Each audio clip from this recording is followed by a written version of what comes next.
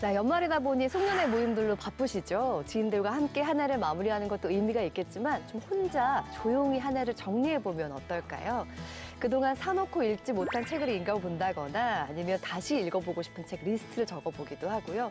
꼭 하고 싶었는데 하지 못한 일들을 적어보는 것도 좋을 것 같습니다. 그러다 보면 한 해를 마무리하는 것과 동시에 새해 계획도 세울 수 있지 않을까 싶습니다. 인생 책방, 책방지기 이지혜입니다. 책책책 인생 책책 책비싸고 책수액 개구멍 권진영입니다. 안녕하세요. 책 소개해드리는 작가 책소작 이시안입니다. 네, 첫 번째 코너는 아는 척 책방입니다. 오늘은 어떤 책인가요?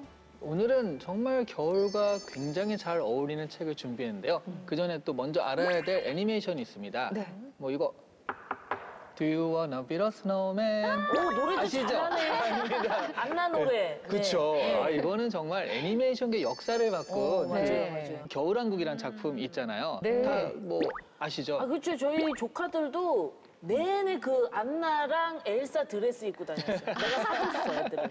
저희 집에도 몇 번 있습니다. 그쵸? 이게 겨울만 되면 생각나는 한참 입을 애니메이션이죠. 나이죠. 네. Let it go, let it go. 네. 그만큼 이게 전 세계적으로 흥행을 한 작품인데 근데 이 겨울왕국에는 원작 역할을 한 소설이 있어요. 아니, 원작이면 원작이지 원작 역할은 뭔가요? 네, 그게 네. 오늘 소개해드릴 작품이 안데르센의 눈의 여왕이라는 작품인데요. 이 눈의 여왕을 모티브로 만든 게 겨울왕국인 거죠. 그래요? 근데 이게 왜 원작은 아니냐라고 한다면 네네. 이 줄거리가 많이 달라요. 그래서 그냥 설정, 아 요거와 요거의 설정을 갖고 왔다라고 생각하시면 돼요.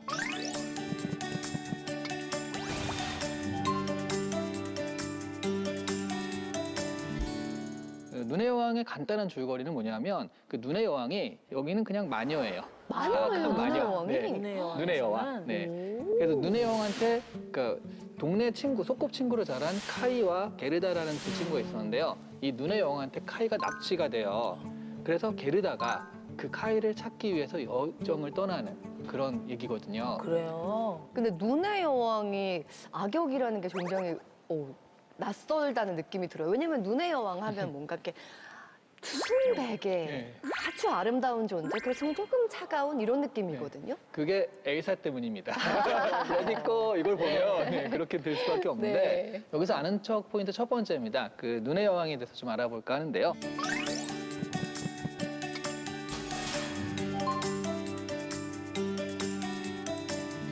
눈의 여왕은요 얼음 궁전에 살면서 눈마차를 몰고 다니는 여왕이에요. 일단 처음에 악마들이요 세상의 아름다운 것들을 모두 추악하게 보이는 그런 마법의 거울을 운반을 하는 걸로 시작을 하는데 그게 너무 무거워서 떨어뜨려요. 네. 그래서 이게 산산조각이 나가지고 사람들 눈이나 이 마음에 들어갑니다. 네. 근데 눈에 들어가면 다른 사람의 단점만 보게 되고요. 심장에 닿으면 이게 마음이 얼어붙게 되는 그런 작용이 있었는데 그 파편이 카이의 눈과 심장에 닿은 거예요. 아이고. 그 카이는 차갑고 모진 아이가 돼버립니다. 그래서 눈의 여왕이요 두 번의 키스를 했는데 이 키스를 통해서 카이는 기억을 잃어버리고 눈의 여왕의 궁전에 이제 끌려가는 거죠. 그런데 눈의 여왕은 여기까지예요. 그리고 게르다가 거기까지 찾아가는 과정이 주 줄거리라서 그 다음에 특별히 나쁘게 뭘 하진 않습니다. 지분이 적은데요. 네. 눈의 여왕인데 네. 눈의 여왕이 이렇게 역할이 적으면 그 분량을 누가 다 채우는지 되게 걱정스러웠어요. 그러니까 이거를 눈의 여왕이라고 하지 않고 게르다의 모험이라고 해도 될 정도로 이 게르다의 모험 이야기예요. 근데 이게 안데르센의 동화잖아요. 네. 그러니까 동화가 주는 그 어떤 해피엔딩이라는 우리의 어떤 고정관념 때문일까? 네. 좀 행복하게 끝날 것 같아요. 게르다가 결국은 카이를 구해내는 걸로 끝나나요?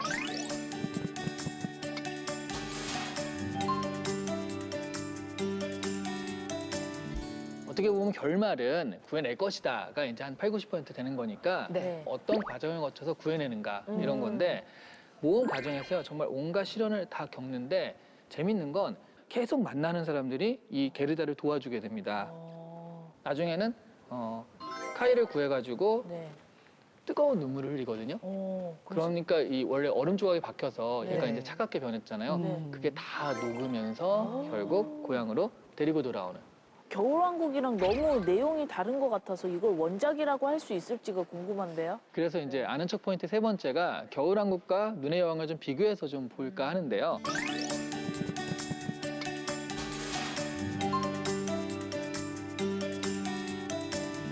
일단 인물들이 좀 비슷한 인물들이 많습니다.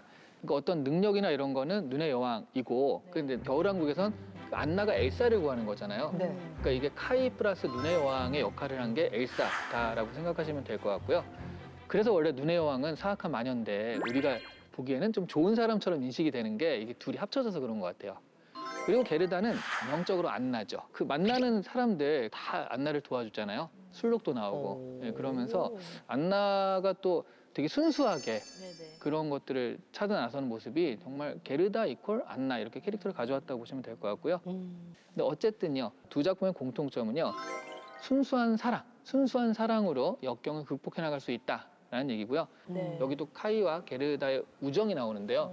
이런 우정들이 그 서로 간의 혼신적인 사랑, 이런 사랑이라 겨울왕국도 자매 간의 그런 사랑이잖아요. 네. 그래서 남녀 간의 사랑을 뛰어넘는 그런 보다 초월적인 사랑을 이야기하는 공통점이 있죠. 이 두 작품을 비교해서 이렇게 얘기를 해주시니까 더 재밌는 것 같아요. 그 겨울왕국도 아이들도 좋아하지만 어른들이 더 좋아했던 작품이기도 하잖아요. 근데 이 작품의 모티브가 된 게 바로 눈의 여왕이라고 하니까 이번에는 꼭 한번 읽어봐야 될 것 같습니다. 진짜 약속할게요. 네, 정말 순수한 마음은 모든 마법을 이기는 도구라는 생각이 듭니다. 날씨가 추워지니까 마음도 좀 뾰족뾰족해질 때가 있는데 어른들에게도 꼭 필요한 따뜻한 동화라는 생각이 듭니다.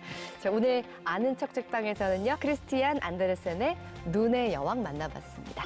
자, 다음 시간도 기대할게요.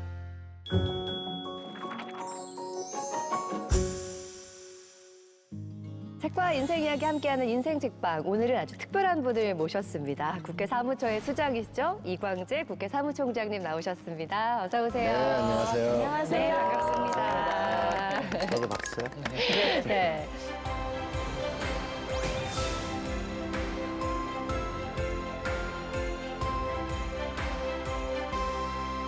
지난해 7월에 국회 사무총장직을 맡게 되셨어요. 이제 어느덧 1년 반이 지났는데 어떠세요? 그동안 너무 바쁘셨죠? 남들보다 훨씬 더 일찍 일어나서 열심히 했는데요. 먼저 제일 그래도 기억나는 거는 바로 옆에 있는 이 북카페 운전서재 오픈한 거죠. 멋지더라고요. 예. 국민들하고 국회하고 소통 공간이 너무 없었거든요. 그 문턱을 좀 좁힌 거 하고 이제 국회에서 싸우는 국회의원 말고 열심히 일한 국회의원들이 좀 국민들에게 알려줄 수 있도록 이제 모든 세미나가 유튜브로 중계될 수 있는 그런 거는 좀 변화라고 볼 수 있겠고요. 국회의원들이 좀 똑똑한 결정을 내려야 되는데 그걸 위해서는 AI 국회에 박차를 가하고 있는 거 그런 걸 하고 있죠. 네. 정말 숨가쁘게 달려온 1년 반이셨을 것 같은데 너무 놀랍게도 그 바쁜 와중에도 이번에 책을 내셨습니다. 정말요?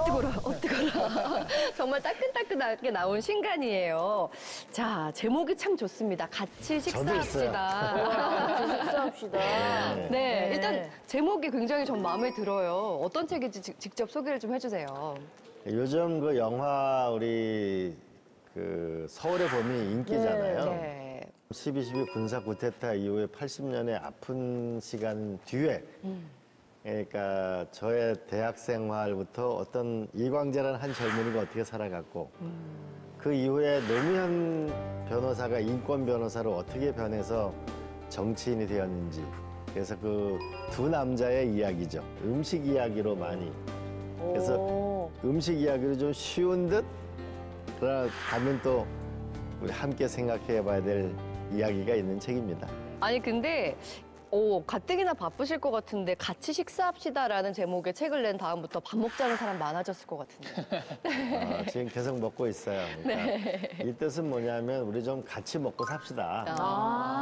이런 우리가 너무 불평등을 극복하고 같이 먹고 삽시다 이런 뜻도 되고 네. 요즘 젊은이들이 거의 전쟁 같은 삶을 살잖아요. 네. 너 밥은 먹고 사냐? 맞아. 밥은 먹고 다니냐 이런 얘기 그런 좀 거 많이 있잖아요. 하잖아요. 좀 더 뭔가 우리 사회가 좀 더 따뜻한 공동체가 돼야 되겠다. 우리가 네. 일자리도 늘려야 되겠다. 이런 이야기가 있는 거죠. 여기에 가치의 방점이 찍히는 거군요. 그렇습니다. 맛있게 읽어보겠습니다. 사무총장님께서 책도 여러 권 내셨고요. 워낙에 다독가루도 유명하세요. 그리고 그 유튜브 채널에는 직접 이렇게 책을 소개하는 코너까지 운영을 하고 계시거든요. 그래서 더욱더 기대가 되는 오늘의 인생책 궁금합니다. 자, 오늘 인생책은요, 바로 노무현이 만난 링컨, 노무현 전 대통령께서 쓰신 책입니다. 어떤 책일까요? 미국의 16대 대통령 에이브러햄 링컨의 이야기. 저자인 노무현 전 대통령은 서문에 이 책은 나의 관점을 링컨의 삶에 투사한 것이다 라고 썼는데요. 겸손한 권력으로 강한 나라를 만들고 정의가 승리한다는 희망을 제시한 인물. 노무현의 관점에서 본 링컨의 삶을 통해 지금 우리 정치와 역사를 새롭게 만나볼 수 있습니다. 노무현 전 대통령께서 이 책을 쓰셨을 때가 2000년 총선에서 떨어지고 난 직후였다고 합니다. 사무총장님께서는 그러면 이 책이 출간되자마자 이 책을 접하신 건가요? 네, 쓸 때부터 잘 알죠. 쓸 때부터. 네. 정말 오랜만에 3번 떨어지고 난 다음에 종로 국회의원이 되셨는데 네. 다시 부산으로 나가신다고. 그래서 우리가 막 뜯어 말렸죠. 근데 결국 이제 부산 나가서 또 떨어졌어요. 이제 그때 모두가 참담했을 때인데 그때 저희가 안 억울하세요라고 하니까 그 농부가 밭을 탓할 수 있나 이런 말씀을 하시고 정말 바보 노무현이라는 이런 막 이제 그 노사모가 막 생기는 네. 시점이었거든요. 아마 당시 심정인 이 링컨 대통령이 여러 번 선거에 떨어지고 또 가난하게 살았고 그다음에 또 비주류의 삶을 살다가 대통령이 된 그러면서 미국을 하나로 만든 아마 그런 복잡한 마음들이 아마 같이 연동되면서 만들어진 책 같습니다. 네. 자, 두 분은 책 어떻게 읽으셨어요? 어릴 적에 우리 위인전 정말 엄마가 막 전집 사주고 그러지 않습니까? 그래도 안 읽었던 기억이 나서 죄송합니다. 깨끗했죠. 근데 위인전 하면은 링컨은 꼭 빠지지가 않았거든요. 그동안 부분만 알았던 것을 좀 더 깊이 넓게 알 수 있어서 좋은 기회였던 것 같아요. 어떠셨어요? 저는 링컨 대통령이 그러니까 노예 해방을 최우선으로 하지 않았다라는 걸 알고 있었어요.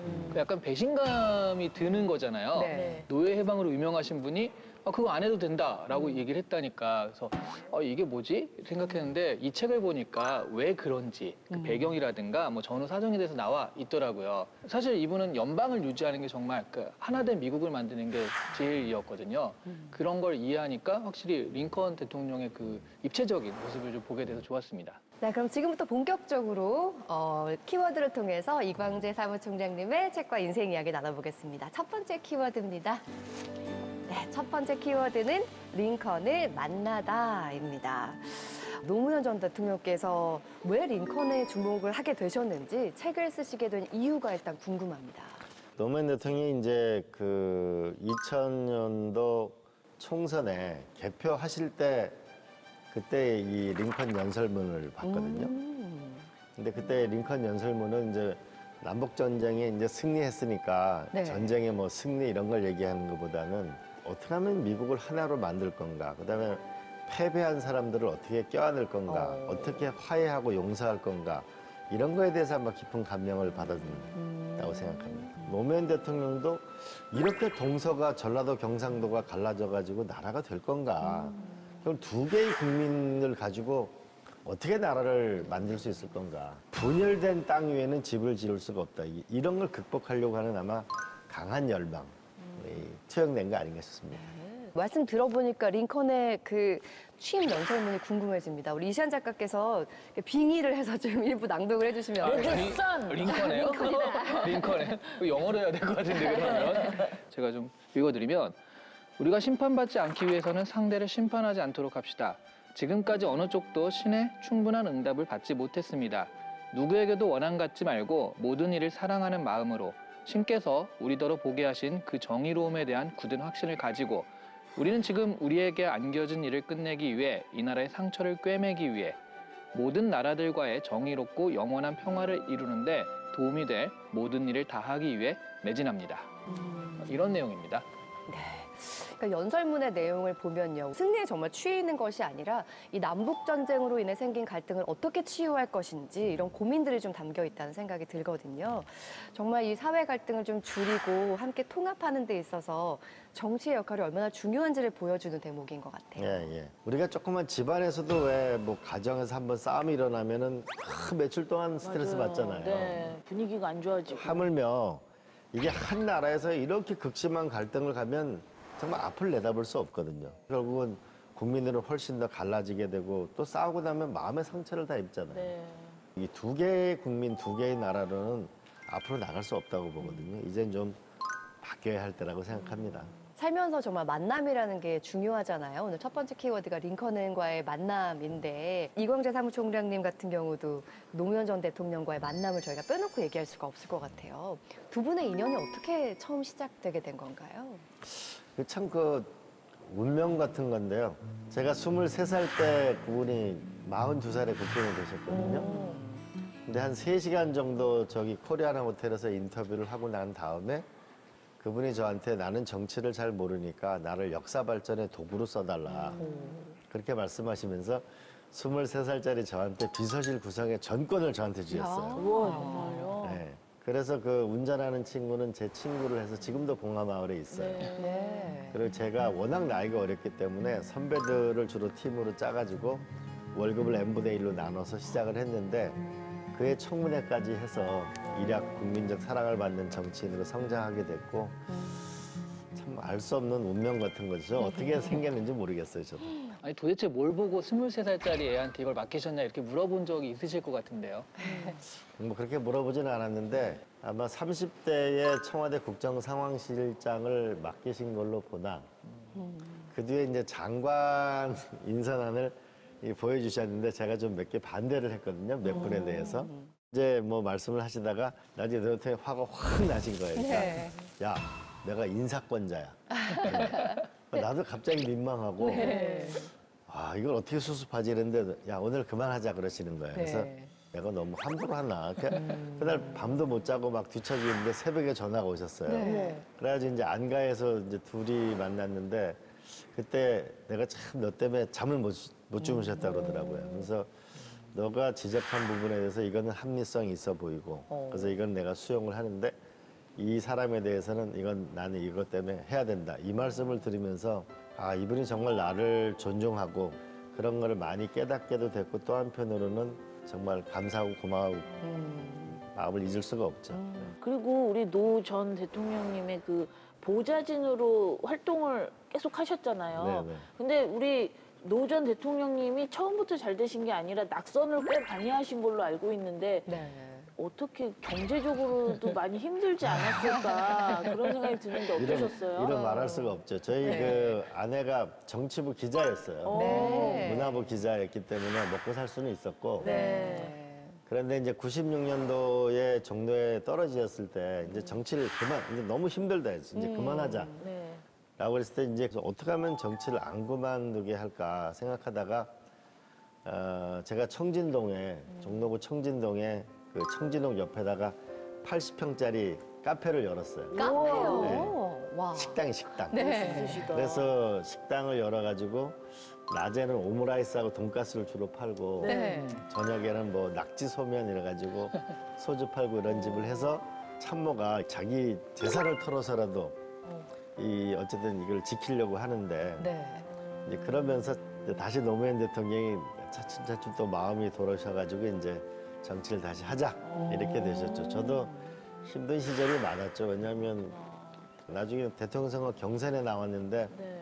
돈이 없는 거예요. 그래서 우리 집사람 몰래 내가 우리 집도 팔았어요. 어머나. 아니 집사람 몰래 집 파는 게 가능한가요? 어떻게 그래요? 그래 나중에 혼났죠 제가. 좀 미안하다고 빨리 영상 편지 한번 하세요. 그때 미안했다고 사랑한다고. 아 이건 뭐 여러 번 사과해도 되지가 않더라고요. 그래서 제가 제 재산은 0이에요. 그래서 그다음부터 집과 모든 재산은 다 집사람 명의로 돼 있어요. 한 개도 제가 없어요. 재산. 그러시구나. 사무총장 이렇게 뵙게 되면 굉장히 차분하시고 뭔가 이렇게 편안해 보이세요. 근데 사실 그렇진 않으셨을 거 아니에요. 살아오는 궤적들이. 근데 어린 시절은 과연 어떠셨을까? 문득 궁금해지네요. 저희 어린 시절 저는 평창하고 뭐 정선 이런데 탄광촌에 살고 강원도에. 그랬는데 네. 그러니까 비교적 공부를 아주 못했어요. 진짜요? 아, 잘했다고 할 줄 알았어. 비교적이라고 그래가지고. 비교적 아주 못했어요. 네. 그래서 정말? 주로 노는 걸 좋아하고 근데 인생의 전기가 된 거는 4학년 때 우리 이경이라는 선생님이 오셨는데 저를 나머지 공부를 시킨 거예요. 오. 네, 나머지 공부를 시키는데 이제 문제를 풀고 칠판에다가 이제 다음날 아침 아이들이 와 출근했을 때 자습 문제까지 다 풀어야 집에 가는 거예요. 그러면 그 다 풀고 나면은 운동장에 저 혼자 집에 걸어가는 거예요. 네. 어? 근데 이제 그거를 한 학기 하고 그 다음 학기 정도 하고 나서는 저는 정말 그 이전의 사람과 그 이후는 다른 사람이 됐죠. 그래서 제가 야, 이 한 인간에겐 교육이 제일 중요하다. 네. 이런 걸 뼈저리게 느끼게 됐고 그래서 국회의원 21대 돼가지고 우리가 EBS에 하는 위대한 수업 있잖아요. 네.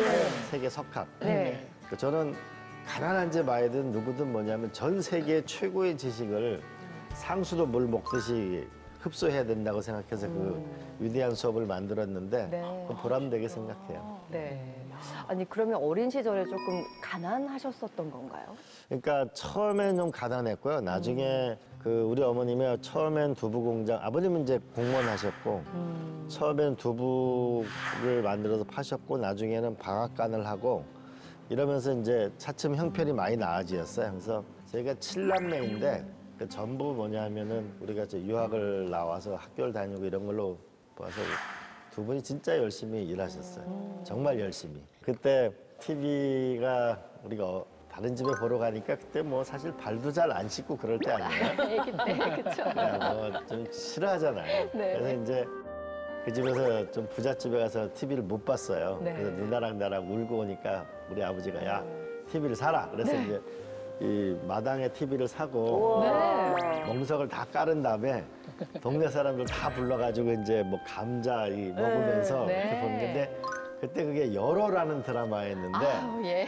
그 일제 강점기에 아주 굉장히 고난 받는 얘기였어요.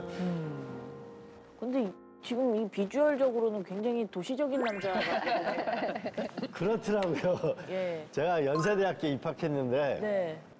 아무도 안 믿는 게 제가 강원도라고 하면 안 믿고 야, 니 감자 먹었나? 막 이렇게 사투리 쓰셨어요?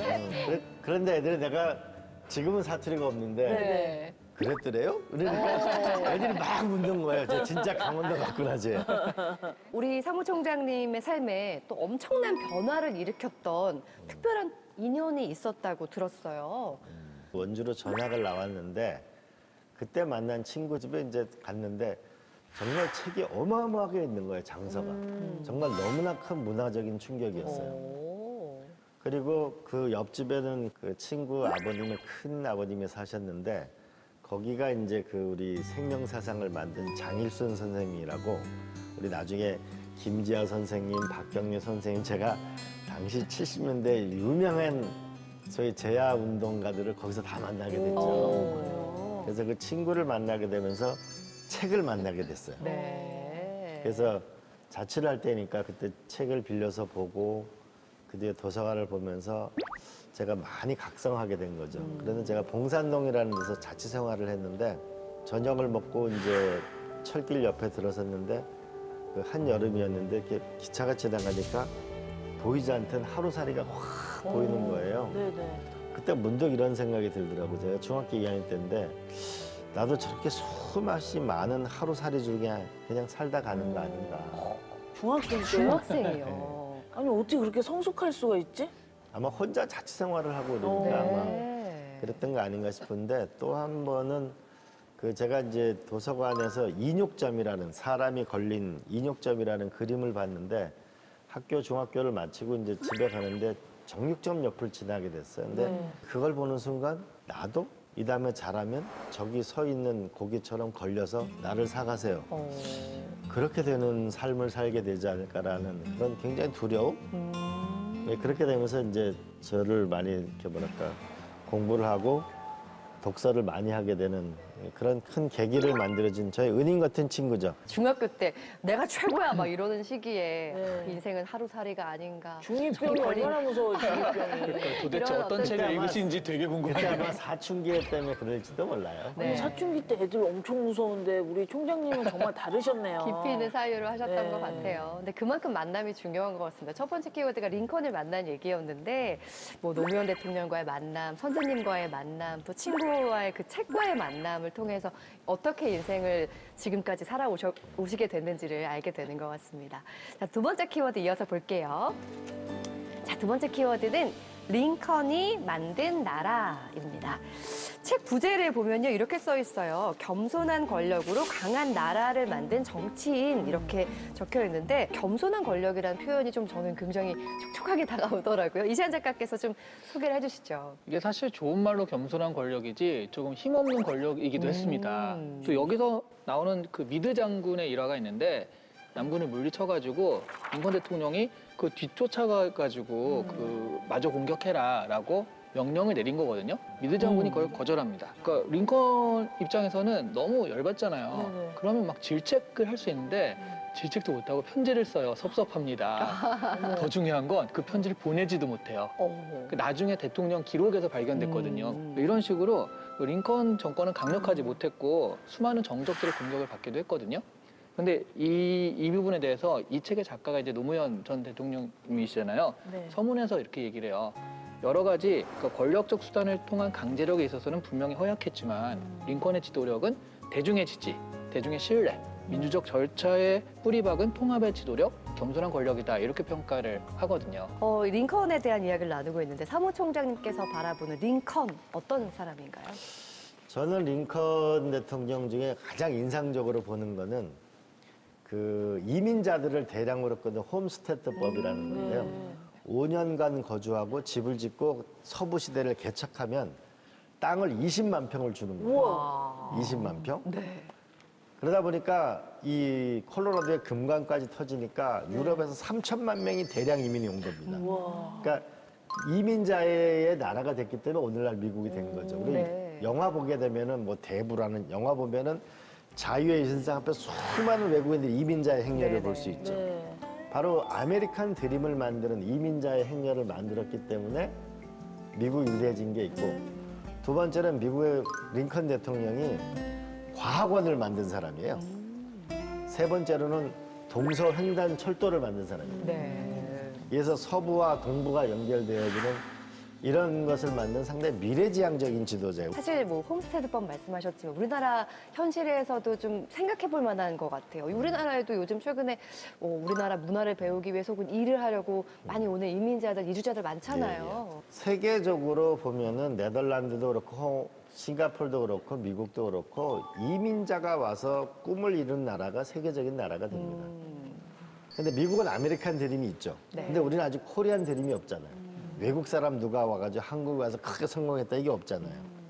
그래서 빨리 이민청을 만들어서 다양한 사람들이 한국에 와서 성공하는 신화를 만들어야 저는 이 인구 소멸 위기도 극복할 수 있고 세계적인 나라가 될 수 있다. 또 하나는 괴테 문호가 이렇게 얘기하는데 독일이란 독일어를 하는 사람을 말한다 이렇게 얘기했거든요. 근데 한국에 오기 전에 한국어 능력 시험을 봐가지고 한국어를 잘하면은 비자를 연장해 주는 거죠. 그렇게 되면 와서 적응하기도 좋고 우리 말이 전 세계로 퍼지기도 좋은 거죠. 네. 인구가 한국어를 쓰는 사람이 4억 명이 넘으면은 유엔의 공식 언어가 되거든요. 지금 BTS 이런 분 때문에 한국어를 배우는 분이 1억 5천만 명쯤 되거든요. 그러면은 한국의 위상이 달라지는 걸 만들 수 있지 않을까. 오, 좋은 아이디어네요. 좋은 아이디어네요. 정말. 네. 전 세계 분들이 그 BTS 노래를 들으려고 한국어를 배우잖아요. 우리 스스로를 좀 당당하게 했으면 좋겠어요. 당당당당당당당. 우리 당당해집시다 진짜. 네. 저는 미 국립과학원 설립에 있어서 이 링컨 대통령이 역할을 굉장히 잘했다는 거를 알고 있거든요. 결국은 현재 미국 중국의 이 경쟁의 본질은 첨단 기술 경쟁이죠. 그래서 폴 케네디라는 사람이 국력은 경제력에서 나오고 경제력은 기술력에서 나온다. 그러니까 결국 기술혁명에 성공하는 미국이 됐기 때문에 오늘날 미국이 있는 거죠. 우리도 그걸 앞서 나갈 때가 된 거죠. 네. 그런 면에서 제가 이제 사무총장 되고 나서 국회에 입법고시 중에 기술고시 과목을 기술고시를 최초로 뽑았죠. 네. 그리고 디지털 경제 문화 영토 확장에 대한 말씀을 굉장히 자주 하셨더라고요. 어떤 부분인지 얘기 좀 해주세요. 우리가 넷플릭스 네. OTT 너무 네, 잘 보고 있어요. 한 20억 명이 보잖아요. 네네. 우리가 인스타그램 네. 미국에서 만든 거잖아요. 넷플릭스. 네. 이제 우리는 카카오 8천만 명. 만약에 우리가 카카오는 라인은 지금 한 2억 명 되거든요. 네네네. 만약 카카오 이런 것이 만약 10억 명 이렇게 되면은 디지털 경제 영토가 되면 그 안에서 모든 비즈니스가 일어나는 거 아니에요. 그러니까 이런 이제 디지털 경제 영토를 만들어야만 우리의 미래가 있다라고 생각을 하죠. 그래서 여기에 좀 박차를, 저는 아쉬운 게 배달의 민족, 배민 이런 거 같은 경우가 만약에 아시아 전체로 퍼져나서 한 5억 넘어간다. 이러면 우리가 큰 비즈니스가 되잖아요. 네네. 이제는 디지털 경제 영토를 우리가 10억, 20명 확보할 수 있으면 우리의 미래가 오는 거고, 그러니까 아시아의 시대가 오죠. 이제 뭐 링컨의 어떤 업적 중에 하나가 국가 분열의 위기 속에서 이 국가 통합을 지켜낸 건데 우리나라는 이렇게 좀 내전을 겪으면서 남북 통일이라는 과제가 아직 남아 있거든요. 통일을 너무 서두르지는 않지만 남북이라는 긴 과정을 우리가 여기서 새로운 그 경제 협력을 만들어야 된다. 한반도 전체를 장기적인 전략을 가지고 우리가 광개토 대왕의 꿈도 가지고 장보고의 꿈도 가지고 이순신 장군처럼 바다를 지배하면 세계를 지배할 수 있다는 그런 꿈을 가지고 좀 도전했으면 좋겠어요. 우리가 회사로 말하면 매출액 100억짜리 회사에 100% 주주가 낫겠어요? 아니면 100조짜리 회사에 5% 주주가 낫겠어요? 100조짜리 회사에 100% 주주가 됐으면 제일 좋을 것 같은데. 그런 건 있을 적이 없어요. 네. 우리가 서로 뭐냐면 그러니까 공존하고 나눌 때 권력이 커질 수 있다는 그런 믿음이 있으면 좋겠어요. 사실 내가 다 가져야 커질 것 같은데 나눌 때 오히려 커진다는 말씀이 굉장히 인상 깊습니다. 말씀하는 거 들어봐도 우리 사무총장님 굉장히 큰 꿈과 포부를 갖고 계시다는 생각이 들어요. 또 많은 계획들을 갖고 계신데 여러 가지 말씀하신 것 중에 이것만큼은 꼭 추진하고 싶다라는 거 혹시 있을까요? 국회 안에서 저는 꼭 해보고 싶은 거는 AI 국회입니다. AI 국회. 의원들이 바른 결정을, 똑똑한 결정을 해줘야 되는데 너무 중구난방으로 하면 안 되겠다. 그러기 위해 AI가 분석을 해서 국민연금 내는 거 두렵잖아요. 과연 내가 받을 수 있을까? 그러면은 어떤 것이 쟁점이고 뭐가 문제고 돈이 얼마가 들고 이런 거를 좀 AI 같은 게 분석해 주면은 훨씬 좀 체계적인 결정을 내릴 수 있을 거라고 생각을 하고요. 네. 두 번째는 저도 사실 국회의원 3번 하면서도 몰랐는데 우리나라의 국회 확 뜯어고쳐야 돼요. 예를 들면은 우리는 본회의를 1년에 37회 하는데 미국은 100회 합니다. 본회의 상임위를 다퉈서 대한민국은 500회 하는데 미국은 3000회 합니다. 우리 이제 국회가 열리는 동안은 지역구 못 가게 해야 돼요. 그리고 국회의원들이 일을 더 해야 돼요. 일자리를 많이 집요하게 노력을 해야 되고 집 문제 때문에 너무 고통스럽잖아요. 네. 그러니까 결혼을 엄두를 못 내는 거고 전세 비용을 못 만들고 그러니까 결혼이 안 되니까 자식을 못 낳는 거 아니에요. 나는 이제 이 문제에 대해서 결국 정치권이 좀 근본적인 혁명적인 변화가 있어야 된다라고 생각을 합니다. 우리 총장님께서 너무 바른 말만 하셔서 조금 좀 눈이 내려가신 것 같아요. 네, 그래서 제가 우리 사무총장님도 피해가실 수 없는 권진영 타임을 준비했습니다. 좋아요. 네, 당황하신 건 아니시죠? 네. 네, 제가 이제 질문을 드리면 맞다고 생각하시면 당연하지로 외쳐주시고 이거 좀 아닌 것 같아 그러면 아니거든 이렇게 외쳐주시면 됩니다. 당연하지 않. 네. 첫 번째 질문 드리겠습니다. 정치인으로 내 점수를 준다면 80점은 넘을 것 같다. 하나, 둘, 셋. 아니죠. 아니에요? 왜요? 제가 볼 때는 네. 막 60점 언저리일 거예요. 속으로는 막 110점 주시는 하시는 거 아니에요? 제가 국회의원 배지를 거의 안 달고 다녔거든요. 네. 이유가 있으세요? 왜냐하면 국민들 볼 때 미안하잖아요. 국민들이 뭐 살인이 너무 힘들잖아요. 60점. 아니, 휴게소 시간이라 즐겁게 하려고 그랬는데 갑자기 내가 막 눈물이 나려고 그러지. 두 번째 질문 드리겠습니다. 정치보다 다른 일을 했다면 더 잘했을 것 같다. 하나, 둘, 셋. 당연하지. 아니 어떤 일에 이렇게 좀 아니 뭐 식당도 잘하고 네. 식당. 그때 운영하실 때 식당이요? 그것도 잘 되셨었어요? 잘 됐죠. 잘 됐고 이번에 강변 서재도 잘 되잖아요. 네네. 그러네. 네. 그러니까 저 두 번째 국회의원 됐을 때 제가 봉화마을에 우리 가족들하고 인사를 갔는데 네. 그때 노무현 대통령께서 이러시는 거야. 야, 내가 너를 몇십 년 동안 봐왔는데 네. 넌 사업을 했으면 큰 돈을 벌었을 거다. 그러니까 우리 가족들 전부 다 약간 그 파주의 엄청 큰 그 북카페의 주인이실 것 같은 그런 맞아. 느낌이죠. 그런 느낌도 네, 네. 있어요. 그 네. 북카페에 앉아가지고 광재 책방 진행하고 광재 그렇죠. 북토크 하실 것 같아요. 거기서도 바쁘실 것 같아요. 네. 세 번째 질문 드리겠습니다. 일이 취미라는 사무총장님 때문에 보좌진들이 많이 피곤해하는 것 같다? 하나, 둘, 셋. 당연하지. 당연하지. 아, 보좌진 얼굴 저희가 한번 보게 됩니다. 네, 보좌진들 보니까 다크서클이 무릎까지 내려와요. 웃고는 계시는데. 웃고는 계시니 입은 웃고 있어 다행히. 아까 당연하지가 저쪽에서 먼저 나온 것 같아요. 그러니까요. 자, 다음 질문 드리겠습니다. 노무현 전 대통령과 함께한 정치 인생 너무 힘이 들어가지고 곁을 떠나고 싶은 적이 최소 한 번은 있었다. 하나, 둘, 셋. 당연하지. 너무 힘드셨구나. 어떤 게 제일 힘드셨어요?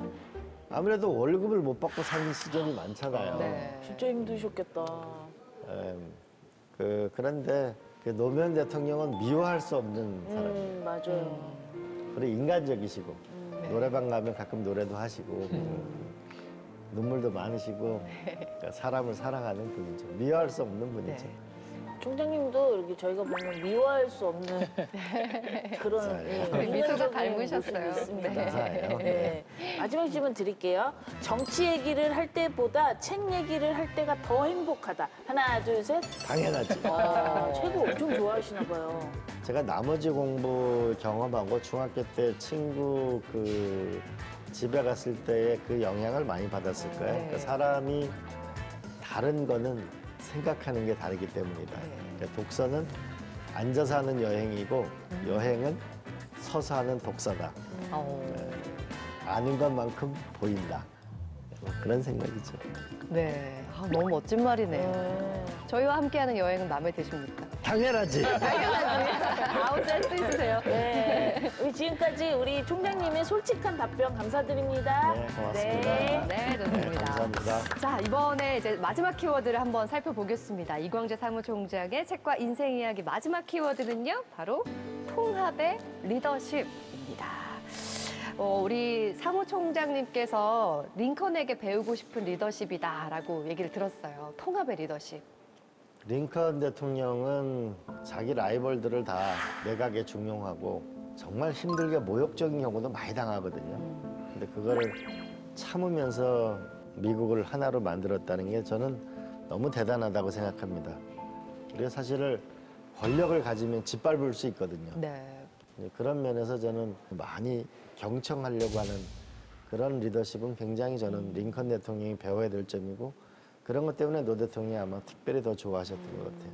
통합의 리더십. 뭔가 다스리고 억누르는 리더십이 아니라 위로하는 권력이라는 생각이 드는데 우리 통합의 리더십을 보여준 링컨의 대표적인 인사 사례가 있죠. 스탠튼이라는 이 국방장관에 얽힌 얘기예요. 그러니까 사이가 안 좋았어요. 굉장히 안 좋았고 스탠턴이 그냥 대놓고 어유 멍청이라고 부를 정도로 서로 좀 무시도 하고 그런 굉장히 심각한 멍청이라 저 사람은 정부를 다스릴 능력이 없다라고 아주 까고 다녔던 그런 사람이에요. 그런데 링컨 대통령이 보기에는 이 사람이 능력은 있거든요.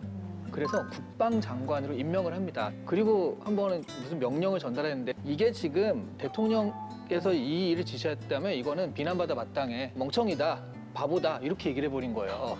그러니까 링컨이 뭐라고 그랬냐면 그 사람이 그랬다면 그게 맞겠지 라고 한 거예요. 실무를 맡고 있는 사람으로서 그 사람이 보기에 부당한 명령이었다, 안 좋은 명령이었다라고 한다면 그게 맞을 것이다 하고 전폭적인 신뢰를 보낸 겁니다. 그러니까 이런 신뢰를 받으니까 스탠튼도 계속 그 자신의 능력을 발휘해서 군수 조달체계도 딱 자리 잡게 하고요. 정말 이렇게 잘했거든요. 네. 그리고 나중에는 링컨이 좀 궁지에 몰리고 힘들 때 가장 든든한 우군이 돼가지고 끝까지 도와줍니다. 이게 쉽습니까? 사무총장님 어떠세요? 나를 비난하고 내가 명령했는데 듣지도 않고 이런 사람들을 끝까지 좀 믿고 지원해 줄 수가 있을까요? 참 쉽지 않죠. 그게 가능하려면 꿈이 커야 돼요. 꿈이 크면 그거를 이루기 위해서 참는 거죠. 만약에 링컨 대통령이 겪었던 걸 내가 겪었다. 나보고 멍청이다 그랬다. 그러면은 뭐 전 못 참았을 거예요. 근데 결국은 저런 게 어떻게 가능했을까라고 보면 결국은 미국을 하나로 만들어야 되겠다는 그 꿈이 컸던 거 아닌가 싶고 본인이 또 워낙 좌절을 많이 겪었기 때문에 그 좌절을 겪었기 때문에 또한 내면의 강인함이 있었던 거 아닌가 싶어요. 꿈에 대한 이야기를 계속 하시잖아요. 우리 사무총장님께서 꿈꾸는 대한민국은 어떤 모습일까요? 저는 좀 행복하게 살았으면 좋겠어요. 그러니까 지금 국가는 잘 사는데 국민은 너무 사는 게 힘들잖아요. 저는 대통령부터 서울시장, 뭐 부산시장까지 시장, 군수, 구청장, 국회의원까지 1년에 한 번씩 성적표를 딱 공개됐으면 좋겠어요. 오. 경쟁력, 국가가 과연 성장하느냐, 삶의 질, 일자리가 있느냐, 소득이 늘었느냐, 집은, 교육은, 의료는, 연금은, 문화 혜택은 이 7가지. 그다음에 공동체 지수는 빈부격차가 커지냐, 작아지냐. 그다음에 계층 이동성이 소위 개천에서 용나는 게 늘어나냐, 줄어드냐. 시위 건수가 많으냐. 이런 거 경쟁력, 국민의 삶의 질, 공동체 이렇게 가지고 1년에 한 번씩 딱 성적표를 내면은 그랬으면 좋겠어요. 좀 만들어주세요. 진짜 이거 필요해요. 자, 정치 인생에 참 어떻게 보면 굴곡이 많으셨습니다. 그럼에도 정치권으로 돌아오시는 거는 정치인이 아니라 정치가가 되고 싶어서다라는 말씀을 들었어요. 어떤 의미일까요? 정치꾼은 그저 배지 한 번 더 다는 거죠. 정치인은 현실에서도 조금 성공하고 싶고 또 이상도 이루고 싶은 사람이고 정치가는 보다 꿈이 큰 거죠. 그래서 정치가의 길을 가고 싶은 거죠. 그런데 제가 이렇게 얘기하면 어떤 분이 그러시더라고요. 그런데 정치가가 되려면 정치꾼도 될 줄 알아야 하거든. 아하. 저의 부족한 점이에요. 네. 더 큰 꿈을 꾸고 함께 꿈을 꾸는 정치가로서의 삶을 응원하겠습니다. 어떤 분들이 이 책을 함께 읽었으면 좋겠다라고 느끼시나요? 이 책이요? 아니면 노무현? 자연스러운 노무현이 PPL. 네, 노무현이 만난 링컨은 우리 사회의 리더를 꿈꾸는 사람, 대한민국이 하나가 되기를 원하는 사람, 2개의 나라, 2개의 국민이 아니고 하나의 나라, 하나의 국민이 되기를 꿈꾸는 분들이 한 번쯤 읽어봤으면 좋겠습니다. 네. 진혁 씨 오늘 사무총장님 만난 소감 어떠셨어요? 너무 말씀을 너무 잘하셔가지고 뭔가가 위로가 되면서 자꾸 밑에 봐서 조격하고 있는 거 아니야? 내가 혈액순환이 되는 그런. 열받는 건 아니시고. 아, 인간 보일러세요, 진짜. 너무 좋았습니다. 네, 앞으로도 우리 국민 위해서 이렇게 옳은 정치 해주셨으면 좋겠습니다. 기대하겠습니다. 네. 이시안 작가님 간단한 추천평 해주세요. 링컨에 대해서 우리는 좀 단편적인 부분만 알고 있었잖아요. 이 책을 통해서 비로소 인간으로서의 링컨, 그리고 정치인, 정치가죠. 정치가로서의 링컨을 알게 됐고요. 그리고 또 하나는 이 책을 쓴 작가가 그 노무현 대통령님이시잖아요. 그래서 그 노무현 대통령이 지향하는 바도 좀 알게 되는 것 같아요. 그래서 이 책은 한마디로 일석이조인데요. 책 한 권 읽어서 2명의 인물을 파악할 수 있는 아주 효율적인 책이라고 할 수 있습니다. 네, 좋네요. 좋다. 자, 마지막으로 이 책을 사랑하시는 인생 책방 시청자 여러분께 한 말씀 해주세요. 노무현에 만난 링컨도 읽어주시고요. 이 같이 식사합시다도 꼭 좀 사서 읽어봐 주세요. 네. 여기에는 우리 요즘 영화에 나오는 서울의 봄 이후에 오. 평범한 노무현 변호사가 인권 변호사로 정치인으로 대통령으로 어떻게 됐는지 잃어버린 서울의 봄 이후에 그 한 젊은 대학생 이광재가 어떻게 노무현 국회의원을 만나서 함께 새로운 역사를 만들었는지 음식 얘기가 곁든 기록입니다. 많이 사랑해 주십시오. 그럼 저 책도요. 네. 그러니까 저 책을 한 권 읽으면 노무현 대통령과 이광재 사무총장님 두 분을 한꺼번에 알게 그러네. 되시는 거예요. 맞아요. 플러스 원이네요. 네. 네, 오늘 뭐 만남에 대한 이야기도 했는데 여러 사람을 함께 만날 수 있는 책인 것 같습니다. 우리 권진정 씨가 조격하는 느낌이다라고 말씀하셨는데 오늘 하신 말씀을 통해서 정말 이 추운 겨울에 사람들을 따뜻하게 위로하는 권력으로 계속해서 멋진 정치가로 남아주시기를 응원하겠습니다. 자, 지금까지 이광재 국회 사무총장님과 함께했습니다. 오늘 좋은 말씀 감사합니다. 네, 고맙습니다. 감사합니다.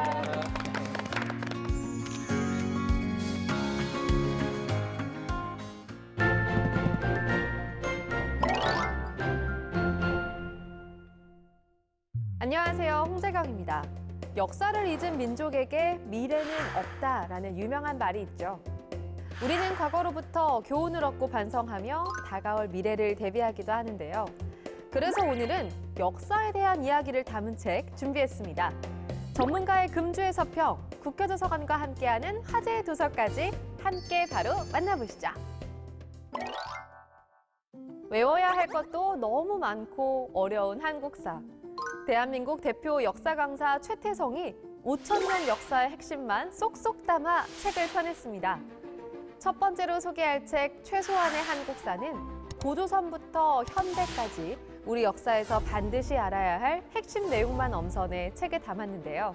기초 지식이 없어도 마치 드라마 한 편을 보듯 쉽게 단 한 권으로 한국사의 흐름을 파악할 수 있도록 중요한 사건부터 인물, 문화유산을 두루 다루며 한국사의 주요 장면을 조명했습니다. 우리 역사를 이해하기 위한 최소한의 지식을 담은 책, 최소한의 한국사를 읽으며 우리 역사의 기초를 다져보시기 바랍니다. 이번에 소개할 책은 우리가 역사를 어떻게 대하고 다루어야 하는지 알려주는 책, 역사 문해력 수업입니다. 학교, 인문학, 정치판까지 우리는 다양한 곳에서 역사를 공부하고 즐기고 논쟁하는데요. 같은 역사를 두고도 누가 어떻게 바라보고 해석하느냐에 따라 그 쓰임이 천차만별로 달라지기도 합니다.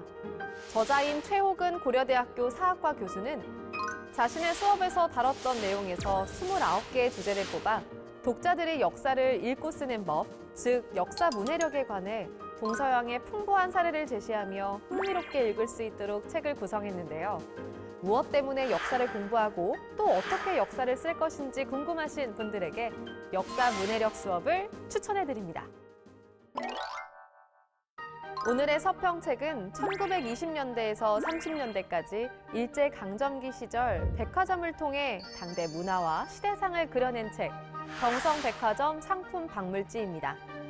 저자는 책에서 약 130여 개의 근대 백화점 상품들을 층별로 분류해 재미난 일화와 사진을 더해 소개했는데요. 서평자인 김지희 서울대학교 전공설계지원센터 전공상담교수는 상품 대부분이 현재 우리가 일상생활에서 사용하는 것과 크게 다르지 않는 모습이라 재미있게 읽을 수 있다고 말하면서 경색된 한일 관계에도 일본 여행에 대한 수요가 높은 것처럼 식민지 경성에서도 일제에 대한 반감과 저항의식이 존재하는 동시에 일본에서 건너온 고급 상품을 소비하려는 수요는 대단히 컸다고 서평했는데요. 100년 전 사람들의 소비와 유행의 생성, 그리고 삶의 방식과 인식까지 상세하게 보여주는 책, 경성백화점 상품 박물지였습니다. 국회도서관과 함께하는 화제의 책, 첫 번째 책은 글로벌 푸드 한국사입니다. 책은 아이스크림, 초콜릿, 피자, 카레, 우유 등 들어온 시기나 계기, 방식은 모두 제각각이지만 외국에서 들어와 우리의 입맛을 사로잡으며 이제 우리 문화의 일부가 된 9가지 음식의 역사를 소개하고 있는데요. 이에 그치지 않고 글로벌 푸드를 향한 K푸드의 현상을 점검하고 미래 비전까지 제시했습니다. 다음은 역사적으로 인간이 천연 자원을 획득하고 가치를 부여하는 과정을 탐구한 책, 자연의 악입니다.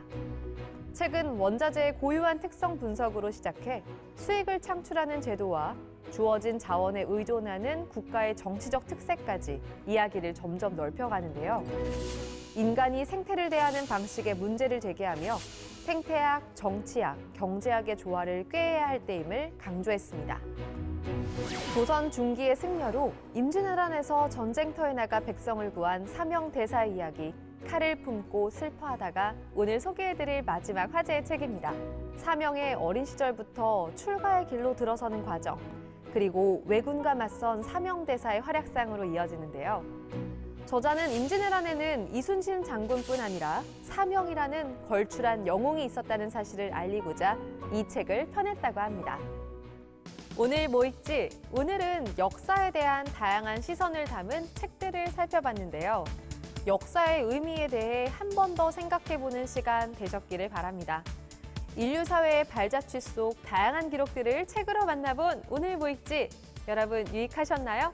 다음 주에는 또 어떤 책으로 여러분과 만날지 궁금한데요. 다음 이 시간에 새로운 책으로 다시 인사드릴게요. 고맙습니다.